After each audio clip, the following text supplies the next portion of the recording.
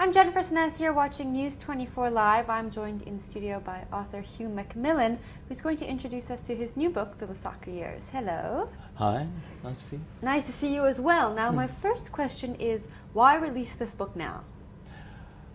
That's a difficult question. I spent a lot of time in Swaziland and Zambia, not as a member of the ANC, but in close proximity to members of the ANC, and I knew a lot of people there. And when the exile period came to an end, around about 1991, I wrote a kind of a memoir about what I knew about the ANC, but then I thought it wasn't really publishable. And then I thought I was too close to the subject to be able to deal with it in an academic, impartial way. And it took me about 10 years, 12 years more before I began to think there's enough distance between me and that experience that I can approach it in an impartial academic way. And so then I started work around about 2008 on the archival research, interviews, but everything that I did is to some extent informed by the fact that I was there in Zambia, and I knew a lot of the people, and I had some kind of a feel for the experience of exile. So why release it now? Because it took me, whatever it was, 5 years to write, do the research, write, and get the book published. Wow. Now, tell me about that experience. You say you know what the experience of exile feels like. What is that feeling? Well, I think exile is very difficult. I've spent a lot of my life as an expatriate, which is to say a voluntary exile. But there's a huge difference between being a voluntary exile and an involuntary exile, and knowing that you can't go home, and that you don't know when you're going to go home.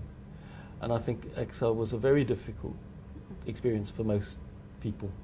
Some people actually said it was positive, that they went to different places, they had different experiences, they learnt about the world. But I think for most people, separation from family, separation from home, and the uncertainty, not knowing when they'd get home, if ever they'd get home, was very difficult.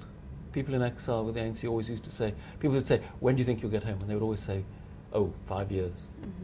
But it was like a moving thing. Next year it was still 5 years. Wow. 3 years later it was still 5 years. And even in 1988, 2 years before people actually went home, people weren't sure, they didn't know.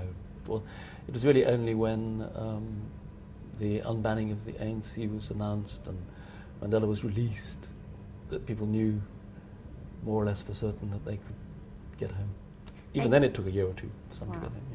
Now, you said in your memoir you wrote what you knew about the ANC. What did you write in that memoir? That was very personal. That was about how I came into contact with the ANC, actually firstly in Swaziland, through people like Lindiwe Sisulu, now a member of the government, who was a student of ours in the university in Swaziland where I was teaching. I met Thabo Mbeki when he came as then quite a young person, we're talking about 1975, to start to reorganizing the ANC underground inside South Africa, coming from Mozambique. So that's how I became associated with members of the ANC in exile. And then I moved on from Swaziland to Zambia in about 1978, and I spent a long time there. And an awful lot of my social life, intellectual life, political life was bound up with ANC exile.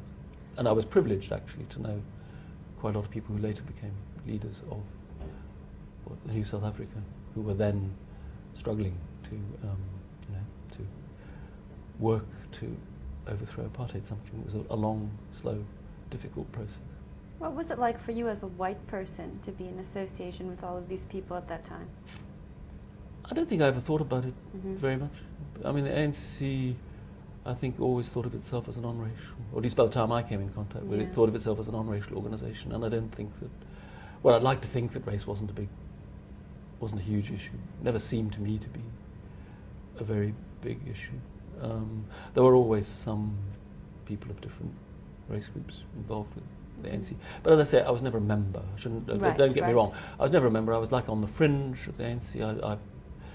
I provided some sort of, with my wife, things like safe houses and some logistical support. Actually social support, because people in exile need sort of social support and encouragement, and that's something which people outside of the movement can provide. It's quite important, actually. Now, the people who were in exile were sometimes seen as traitors, but they did contribute a lot to the struggle. Is this a true assessment of people who were in exile at that time? You mean that some of the people who were in exile were working for the other side, or? I think, from what I understand, if you were in exile, you were considered a traitor. You weren't here in the country. Oh, fighting I see. a Well, struggle. that's a different point of view. As somebody who lived outside in Swaziland, I never really thought of things. Yeah. Thought of it that way. Yeah. So there were some people who have argued latterly that people in exile had an easy time, that they weren't suffering the full force and pressure of apartheid.